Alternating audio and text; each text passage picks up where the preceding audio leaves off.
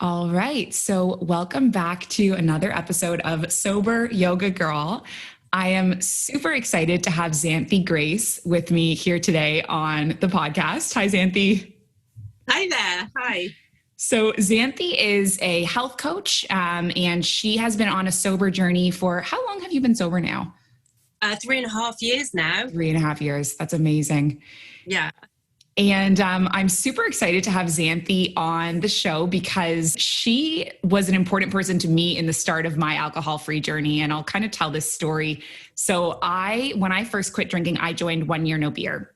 And I remember logging on the first day, which was maybe a week into my sobriety. And the first post I saw was Xanthe's post. And I remember Xanthe was on day 511.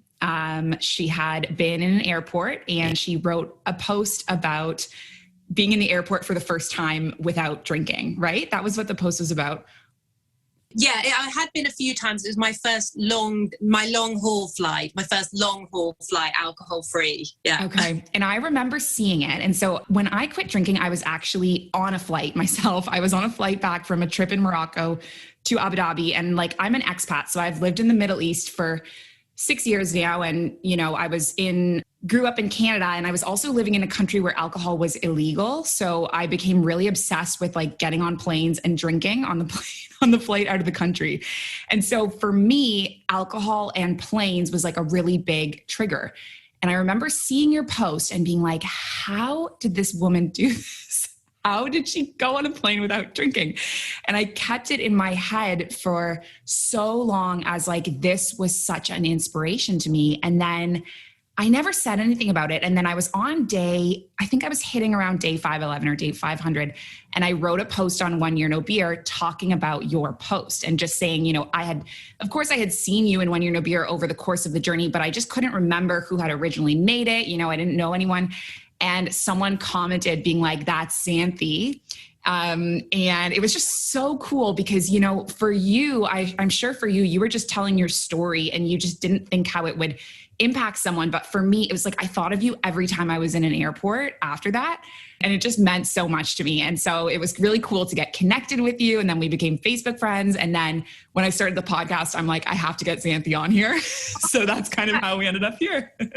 Well, how amazing to hear that story. And as you say, I have traveled a lot in my life and I do have family around the world. So I was the same in airports. It's just travel. It was just the way of doing it, getting into that habit. So it was just such a revelation to sort of experience it without alcohol.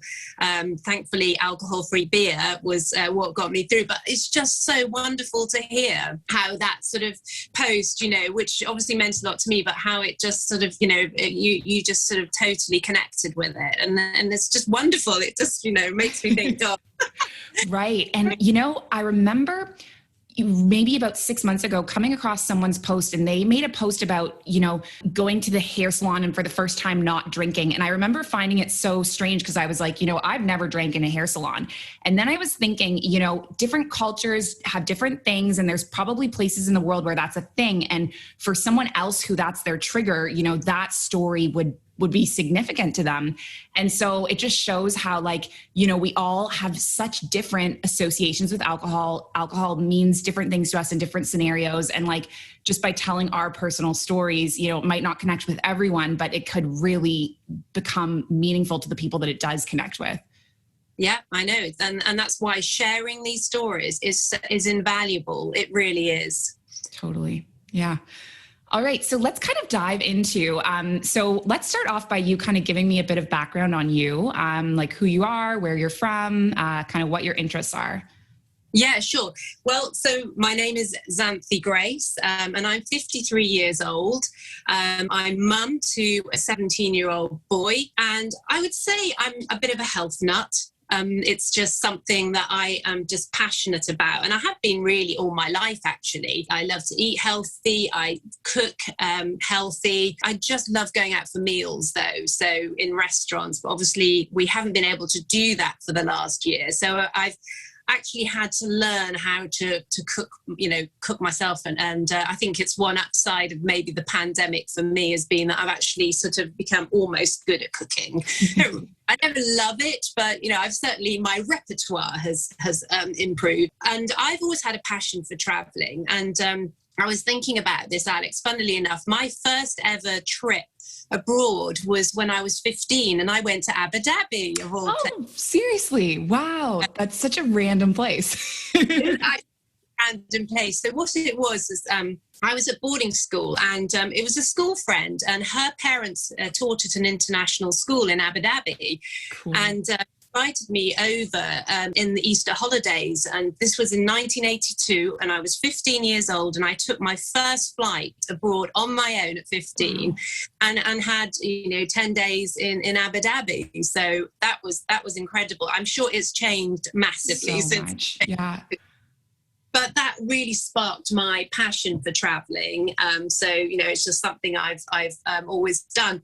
I now live in Dorset, which is on the south coast of England, and I'm very lucky. I live close to the sea, and I've lived here for 14 years now. Going back, my childhood, I had a really happy, stable childhood. I was very lucky. My parents were farmers, and I grew up on a farm, and I have two younger brothers, and we had a lovely childhood, and my parents were very hardworking, and the business grew, and we had a tennis court, we had an indoor swimming pool. We had a very lovely childhood. So, because often I think people maybe think there's problems, childhood problems, and that create this problem with drinking. But for me, it was just I had a lovely sort of childhood. And then 13, I went to boarding school. My parents decided that it was the best education that I could get. So I was sent off to boarding school, which I didn't love. I had kind of mixed feelings about it because it was very strict. In those days, it was lots of rules, and I just didn't really sort of enjoy the rules. But, it was what I did.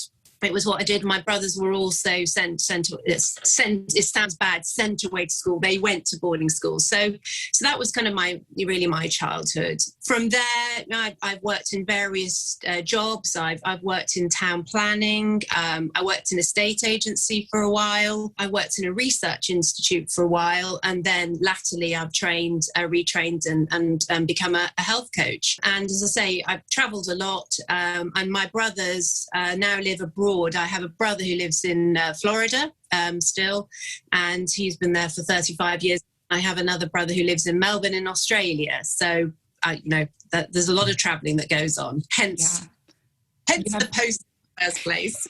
Yeah, that sounds like it's people on in all parts of the world, Australia, States, UK.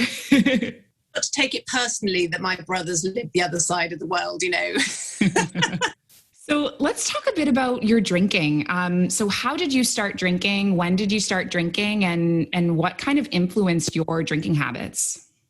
Yeah, so I was, obviously coming on here, and it's so interesting because you start sort of thinking about it all, really. And so growing up, I would say, drinking really was never something that I was around particularly. I had my only living grandparent was this really strict, Victorian lady she was really scary, actually. Quite frankly, I was terrified of her, and sort of no kind of vices really. And my parents themselves they just weren't really sort of drinkers. I mean, they were big entertainers. They used to throw really big parties. We had pool parties, and they offered alcohol, but it was just it was never really anything sort of, extreme. But my first experience was when I was about 15, and my dad, we had lots of damson trees on our farm. And I remember my dad deciding that he was going to start brewing damson wine. So he picked all these damsons, and he made it into wine, and we had a big wine cellar. So as a celebration, he invited my aunties over. My dad had 5 sisters. I had 5 aunties, so they all came round, and we opened up the dams and wine, and he gave me a glass, and I drank it, and I just thought, well, it was lovely. It was very sweet, and anyway, so we were sitting there chatting. I'm sort of chatting there with my aunties, and after a couple of hours, they were sort of like getting ready to go home, and sort of stood up to go home, and one of them nearly collapsed. And basically, it was so strong, this wine, but it was so sweet, so they were knocking it back, and I just remember them kind of like disappearing into the yard to get into their cars to drive home, which obviously we wouldn't do nowadays, but in those days we were in the middle of nowhere, so they were more likely to come across a cow on the way home than another cow. But, I think that was my first memory. And it was just like a really harmless, amusing time. So that was probably my first experience. And then when I was 16, I was still at boarding school, and you'd have a few drinks, friends over and everything. But really there was nothing. It was just normal. It was just normal stuff, we'd do at school. So that was that. Then when I was 18, really finishing school, my parents emigrated to Florida. They sold up the farm, and they decided my dad had always been obsessed with the States, and they bought a shop, and they moved to Florida. So I had this like massive decision to make, and I decided to move with them. So I did. And so, of course, getting to the States at the age of 18, and of course, horror of horrors, it's illegal to drink in the States until you're 21. So that was really not happy about that. And it was just because we'd been allowed to drink in the UK, right. Obviously, for a year or two. And certainly you could get away with it, because if you looked old enough, you could go into a pub a little bit younger and drink. So of course I had, what can I do? How can I get around? But of course there's the fake ID, isn't there? Yeah. So I ended up getting a fake ID. And I went to the University of Miami, actually. I started studying at the University of Miami. And, I just got involved in the normal student stuff. And I remember going to these bladder bust things. I don't know do you ever heard of the bladder bust thing? No, I haven't. But it's where you'd go to a bar and they'd kind of lock the doors, and they would serve beer, and it was free until somebody had to go to the bathroom. Oh my God. So it was just like crossing their legs, knowing if you are the one that goes to the bathroom, then everyone has to pay for their drinks. It's really bad. God, that's wild. It was fun. It was fun at the time. Yeah. Yeah, so I got involved in that, but it was just what you did in those days and in your youth, and so that was that. So after a couple of years, though, I'd been institutionalized since I was 13. For me, the culture of South Florida, I was felt so alien to me, so I wasn't really that happy there. And in the end, I decided to move back to the UK. So I came back after a couple of years, and then I moved to a town in the centre of the UK called Nottingham. And my best friend from school was doing a degree there. So because my parents had sold everything up, and I was like, well, where do I go? I don't want to go back to live in the middle of the country. When you're 18, you want to live in a town and experience life. So I moved to Nottingham, and I ended up actually living with a family there. So I ended up doing a degree myself, but I didn't live in student halls. I just lived with this family. So that was actually quite good for me, because my landlady had 2 young children. So, and I had to be respectful of these young children in the house. So it really meant that, I didn't kind of go crazy. But I do remember, I kind of had memories of the odd night, and there was this drink in the UK in the 1990s. This was like when raves were starting to become a thing, and like ecstasy, people were into all that. Was not my scene at all, but they had this drink, and it was called Diamond White, and it's like this really strong sweet cider, and a bit like my dad's Dams and Wine, It was like rocket fuel, so you'd have like 4 or 5 bottles thinking, oh, I'm fine. But, actually you'd feel terrible. And I do remember a particular night coming back And I remember lying in my bed, you know, the room spinning, and I'm just like, oh my God, I'm going to be sick. So I ran to the loo. And I just remember my landlady's bedroom was next door. And I'm trying to be quietly, all down, trying to be quiet. But you know, again, it was just kind of normal stuff. So this is how, for me, it just all was very, I keep saying the word normal, you know, but there was just no signals of really what was to come. So that was that. Then I did a degree, and then I graduated, and I moved down to Surrey, which is like south of London, and I lived there for a year or two. And then I got married, and then I actually moved. My husband and I moved back to the Midlands near Nottingham again. So that's where we lived for a few years, and you know, I worked, and that's when I got a job working in respiratory research, and I worked this job I absolutely loved. And I was really, really happy. I got pregnant, had my son, and, you know, life was really, really good. Then I had a really awful experience. My husband came home from work one day, and he basically sat me down and told me he'd been having an affair for 2 years. And it was like a bomb went off in my world. It was so unexpected. You know, I've talked to people who've been in this situation, and they kind of have an inkling. I was just completely it just, absolutely blown away by it. So it was terrible. So, you know, when those kind of things just start to trigger things in you, and it was dreadful. So I think that was the point really where I started to increase my drinking a little bit, certainly more than the norm. But I had my son who was 2, and I had to think of him, and I was working a full-time job.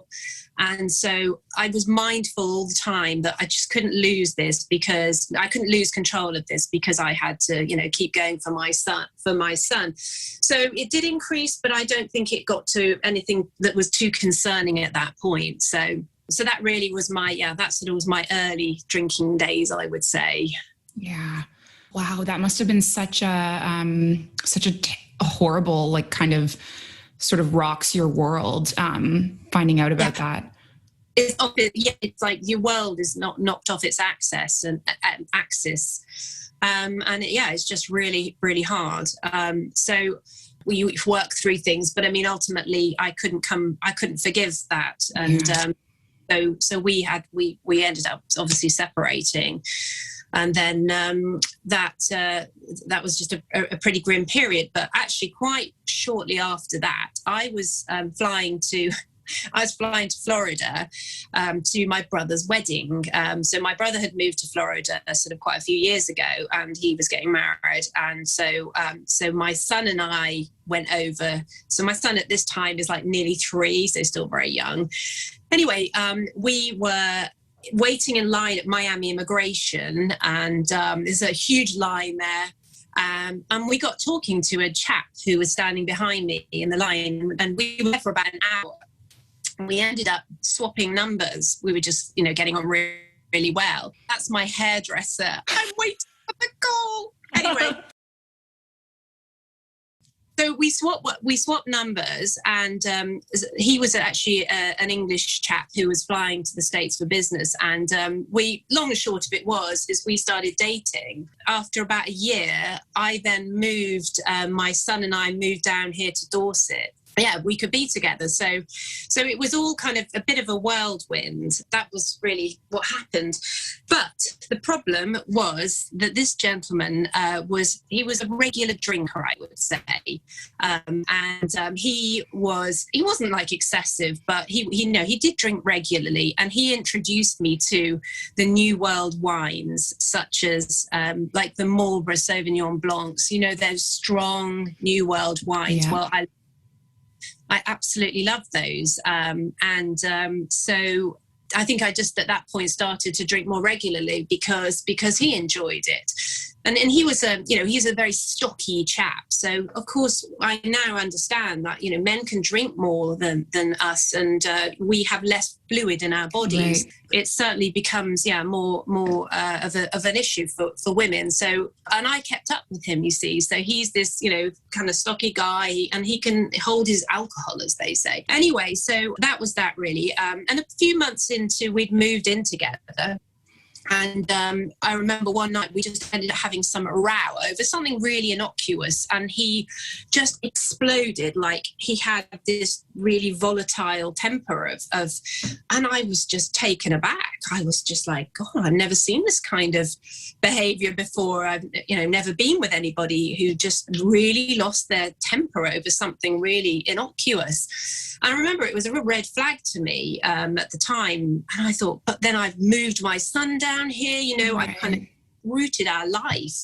And of course, my son had, we've been through the unsettling divorce and everything. And I tried to protect my boy as much as I could, but, it's still, there's obviously upheaval involved. Anyway, I decided, look, I've done this. I've got to just go with it. There's maybe an aberration, and, maybe actually it's all right. So we got married actually very quickly after that.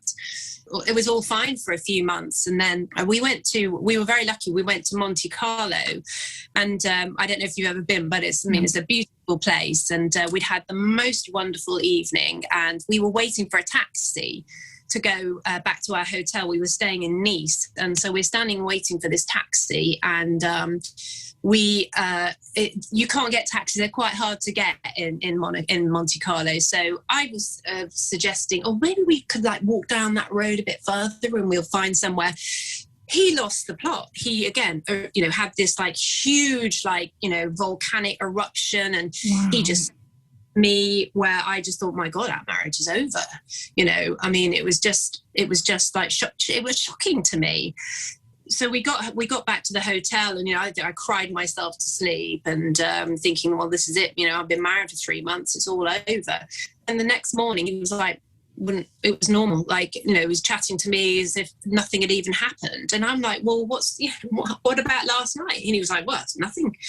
And he refused to talk about it. And that was it really, end of the subject. To be honest, Alex, that's how I lived really for a few years, with this sort of person that you'd always be in fear of this, this temper erupting. And so I trod on eggshells for many years. And he was a very quiet chap. He was, and actually when I first met him, he seemed very outgoing, but actually he was very shy and quiet.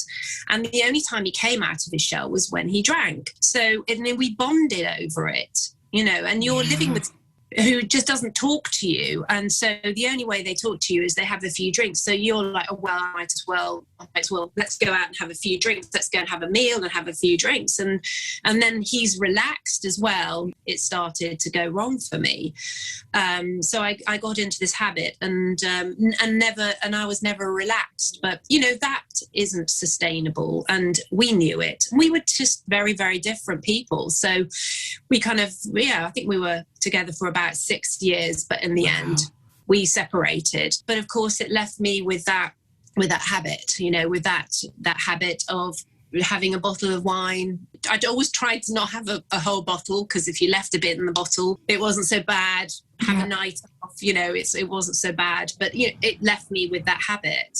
And then the other thing that happened around that time was I lost my mum as well, who was like my best friend and my rock. And and that was a double blow for me. So that's really when life really just spiraled to a point of probably I was drinking around 5 bottles a week, I would say. Wow. Yeah.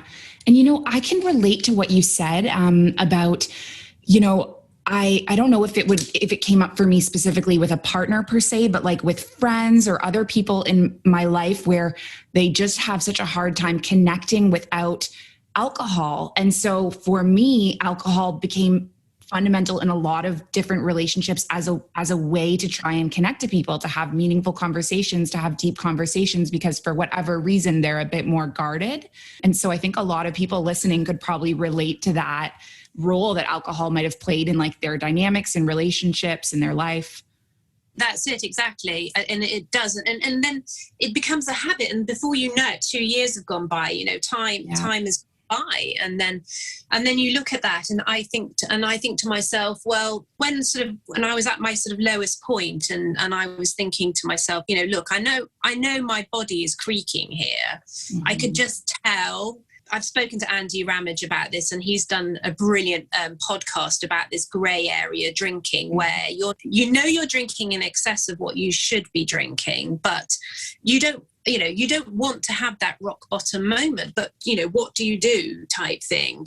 For me, so in the UK, the alcohol allowance that the government recommends is what they call 14 units a week.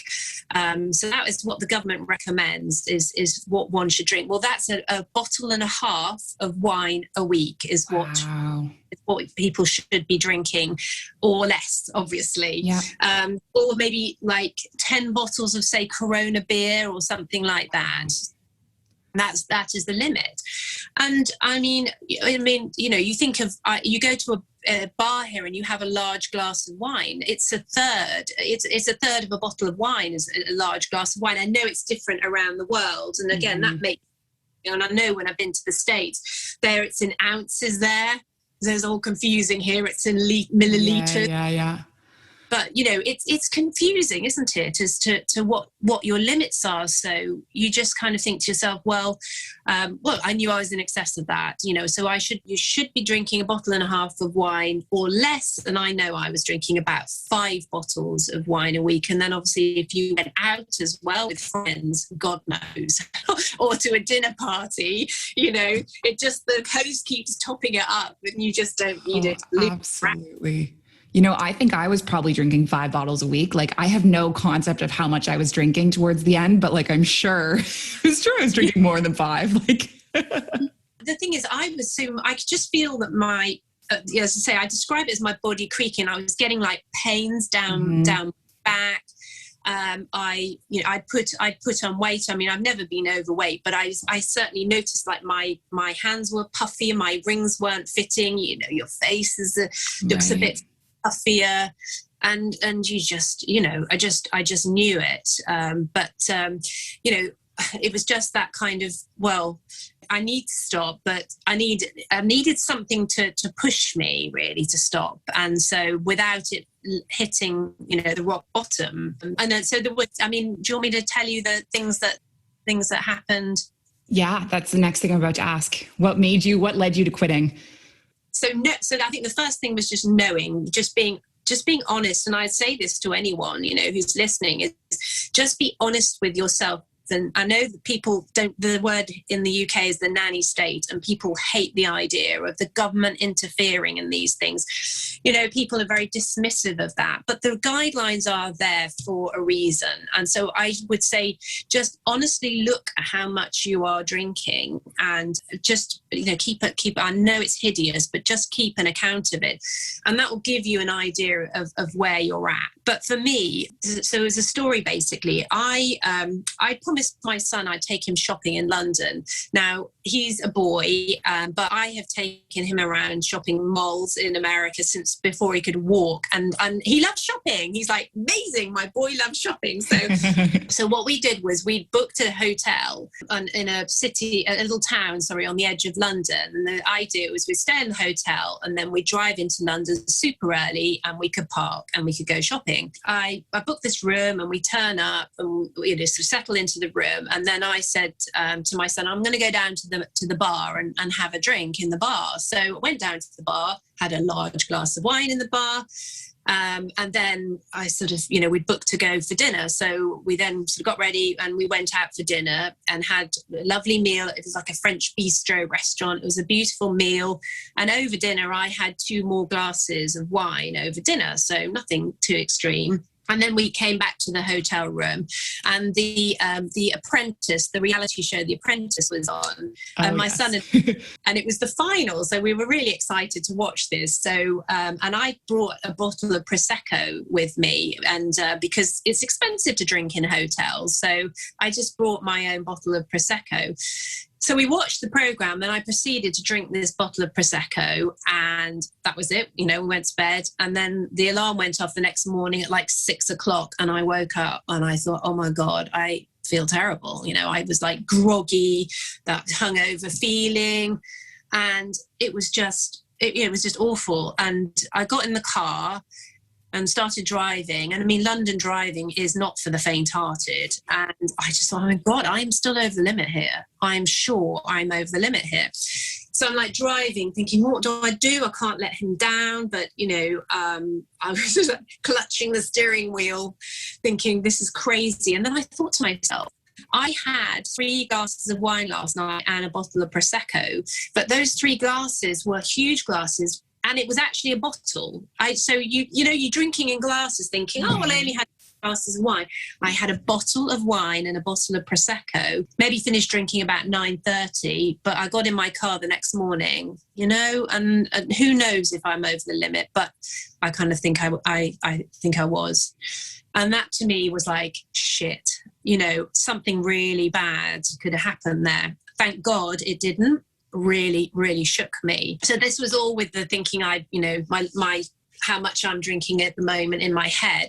And then the other thing that happened that sort of literally a few days later, I was working for this estate agent, and I was showing this lady a house. And she was an American lady, and she was lovely, just open, friendly, chatty lady. And she told me she was a nurse. And she worked in palliative care in Florida, and she looked after people who were at the end of life from alcohol abuse. And she had no idea about what was going on with my life. And I'm, you know, just like politely listening. But she just told me the story about this girl, and she was like in her early 30s.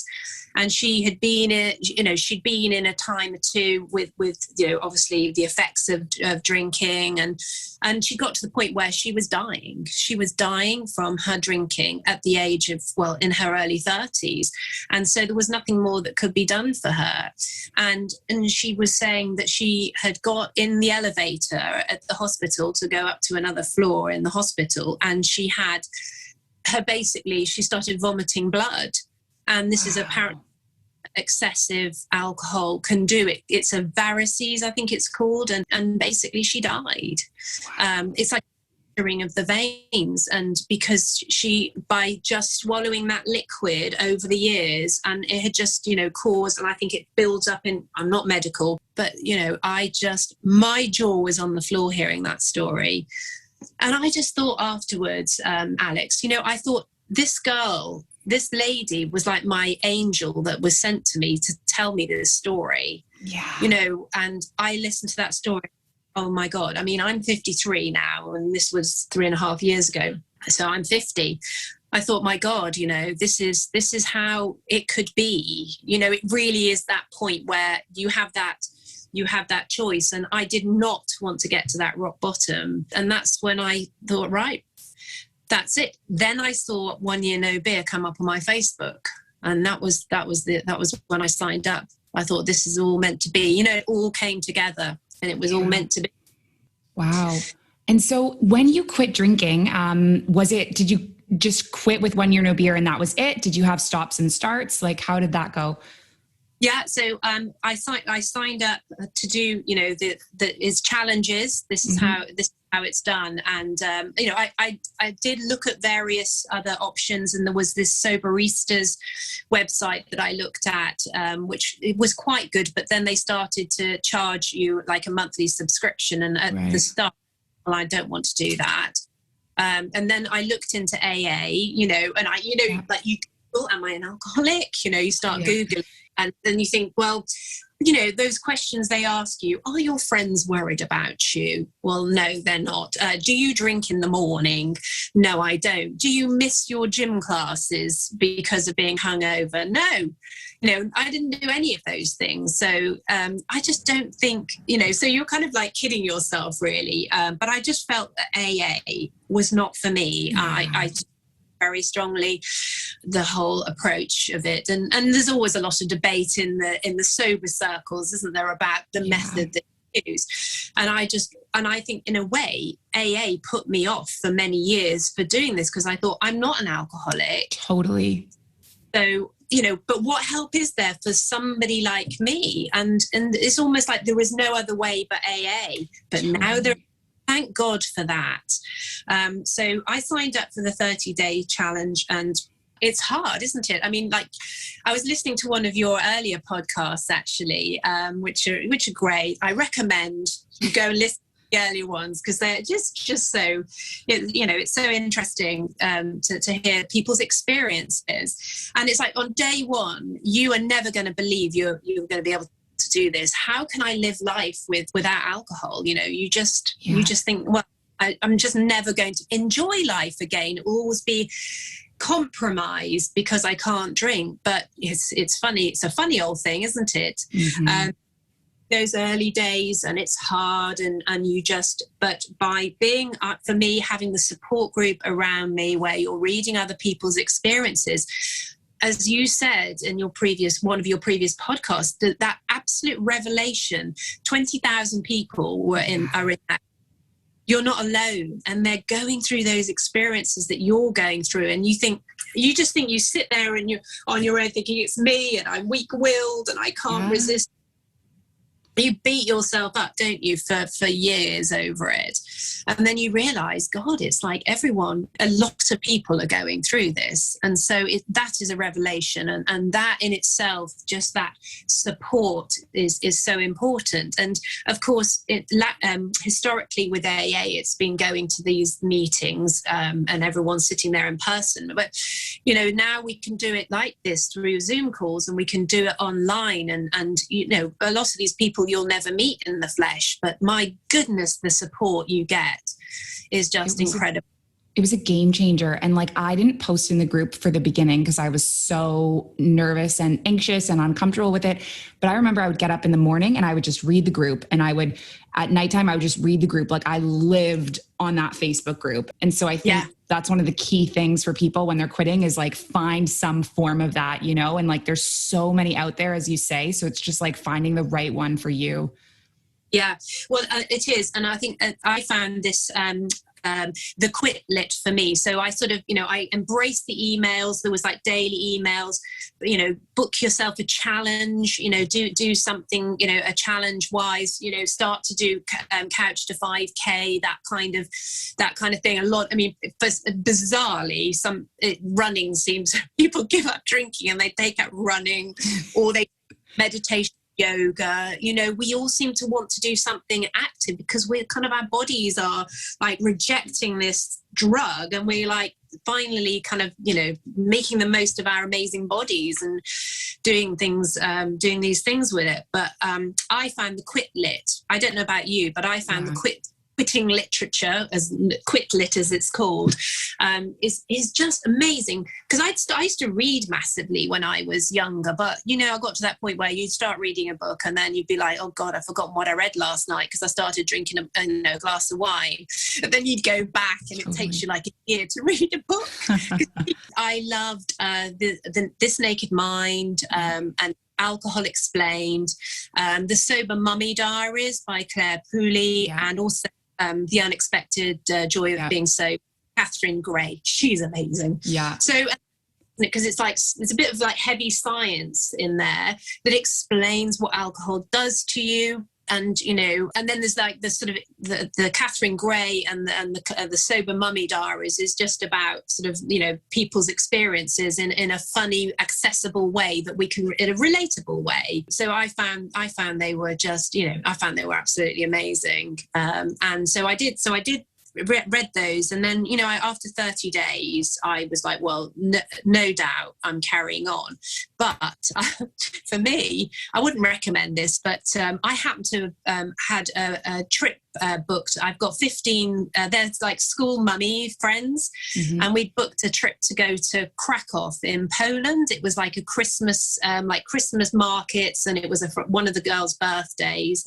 So 15 of us flying to Krakow to the Christmas markets for a long weekend, and I had given up. I gave up drink the month before. So I was like, am I going to do this? You know, well, no, I was like, I'm going to do this actually. And I do remember that of the 15 ladies, they were so brilliantly supportive. Although one of them said to me, I don't think you're going to do this. I don't think you're going to make this. Wow. Oh, that's it, challenge. And in Poland, they have amazing alcohol-free beers, and so I did it. I did it, and when I did it, and of course we had to fly there, and again it was the flying thing, and everyone's having a drink. You know, the champagne's being opened in the airport before we took off and everything, and all those triggers. And you know what? When you do those things, when you actually do them, my gosh, it propels you to the next level of like, God, well, I've done that. You know, I've done a month, I've done that alcohol-free trip with the girls.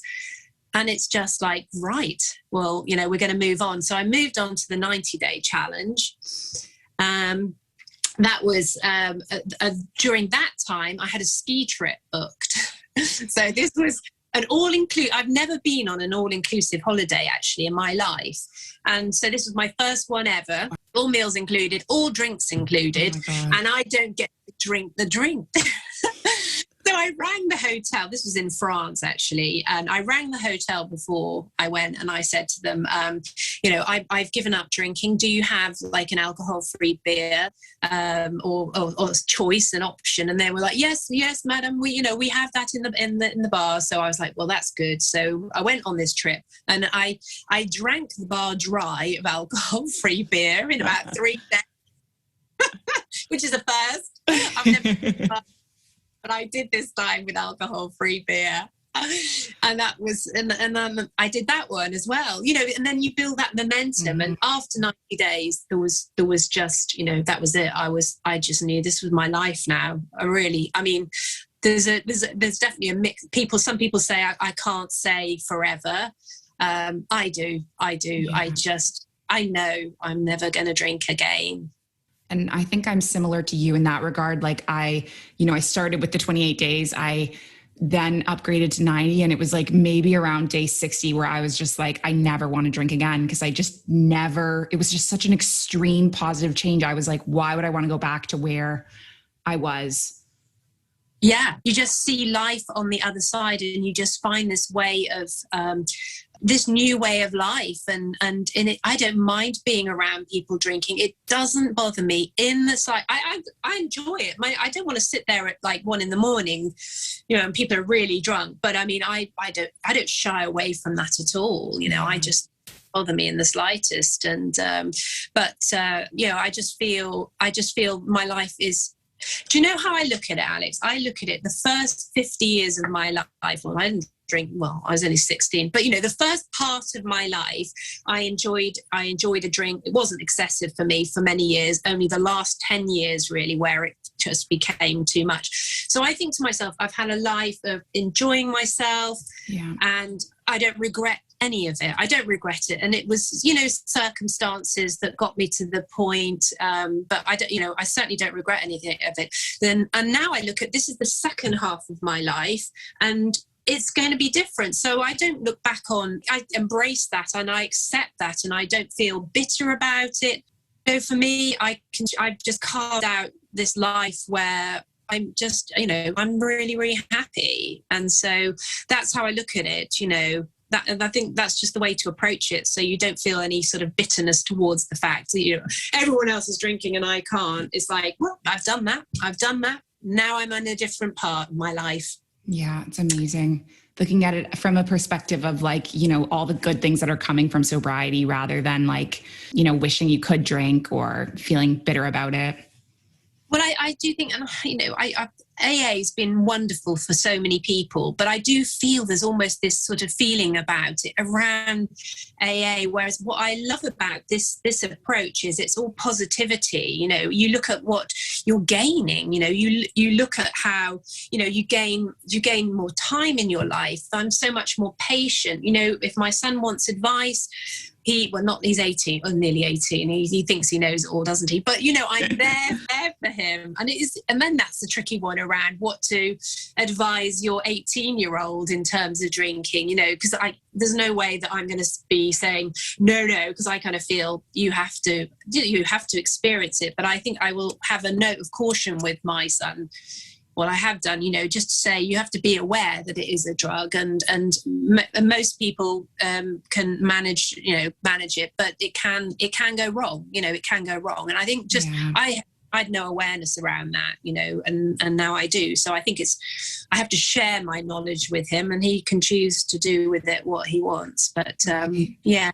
And, I think sometimes even like role modeling is the most powerful thing. Like, I don't know if you listened to my episode with my uncle, but he quit drinking when I was in my mid-20s, and I watched him drink all my life, and I saw that transformation in him, and that was more powerful than like anything he could say, just seeing it. And so I'm sure without even knowing it, you already have that impact on your son, Well, I hope so.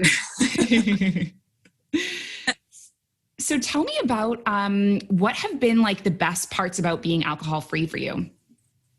Well, I think that, I think it's certainly what it's done is it's focused my mind on really what I want to do going forward and do with my life. And as I mentioned, I was an estate agent sort of latterly, and it wasn't really aligned with what I wanted to do, and it sort of focused me really on what do I actually want to do with my life. So, and that's when I kind of I researched it, and I thought, well, I just want to I want to live a healthy life, and I just want to be able to help others that are struggling. And so the best thing is just being able to sort of realize that dream of doing something that can help people. And sort of what's exciting, I suppose, is with doing the health coaching, it's embracing a healthy lifestyle, and of course you do find when you talk to people that the alcohol does play a part maybe in people's healthy life going off the rails a little bit. So I can input into my health coaching what I've learned really from giving up drinking. So that's sort of really all fed in really for me naturally. Yeah, I just feel life is just organized and it's just peaceful, and it's great. Yeah. So tell me then about your health coaching. Like, in what ways do you work with clients? Do you do one-on-one work? Do you do group work? What's that like? Yeah, well, I mean, I'm more of a one-on-one person. Yeah. I'm not really, and you just have to find, you have to find your way. For me, I was a little bit unlucky because I just qualified as the pandemic hit. So I was kind of going around doing the networking, and there's like good networking groups in this part of the country, and I'd gone around and I'd put my like leaflet up in all the sort of like coffee shops, and so I was just kind of starting to market my business, and then the pandemic hit, and I was kind of like a bit thrown really with that. So but I've got like social media pages and stuff, and so I'd get some interest through that, but I was chatting to somebody in my association, my health coach association, and they said, well, everyone's gone online, so you need to go online and join like networking online. And that's really what I hadn't done. I kind of just went, well, what how am I going to do this in the pandemic? And I kind of took my eye off the ball with it really for a little while. But I've got sort of now some networking groups that I'm going to sort of get involved with. So that's really where I'm at with it. But it would be doing like Zoom calls. We can do, the great thing is we can do it around the world. You're there in Abu Dhabi, I'm here in Dorset. So and it's just gonna sort of getting the marketing right. So I'm sure people listening to this episode, like I'm sure there'll probably be people that are interested, especially with your knowledge and personal experience with alcohol. If anyone is looking for coaching, I will put Xanthe's links and information in the description, and then hopefully that will get some reach outs for you. That would be great. Yes, thank you. So just my last question. What advice would you give to someone who is looking to become alcohol free? Well, I mean, I really, it goes back to you start in yourself to feel, you start to question, your drinking. And I would say, just have a cold, hard think of how much, you are drinking. And, you'll start, sorry, my mind's gone blank.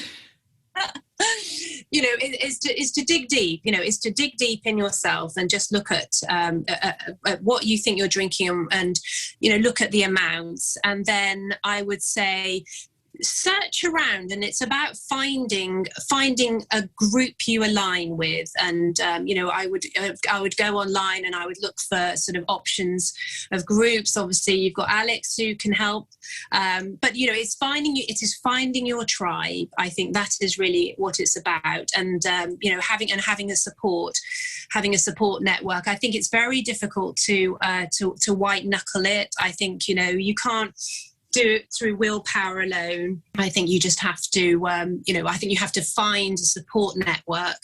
And there are lots of options out there. And ultimately, it might feel really hard at the start, but honestly, if you put in the work, it just opens up this whole new life to you, and it is just incredible. I mean, I couldn't recommend it enough, and it is without doubt the best thing I've ever done.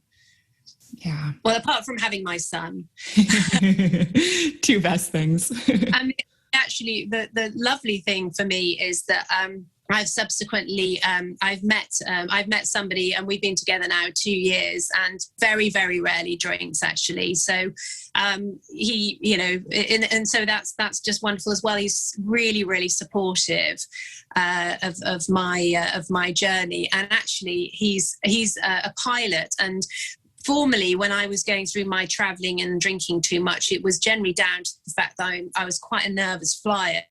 So, and thankfully he's talked to me about it. And now I feel I can fly with confidence now. So that's kind of just quite a neat ending to it all, really. But I'm very lucky. I have a great support in that as well. So that's wonderful. Oh, well, Xanthe, it was so amazing to meet you and have this inspiring conversation. And I really appreciate you coming on. And yeah, it was amazing. So thank you so much. Oh, thank you, Alex. It's been a pleasure, and it's just wonderful to meet you too. And it's really just what the kind words you said about, what that post on Facebook meant for you. I mean, really is just, it's what it's all about. It's wonderful. Absolutely. Oh, thank you so much. Have a great rest of your day, and I'll see you soon. Okay, take care. Bye, Alex. Bye. Bye.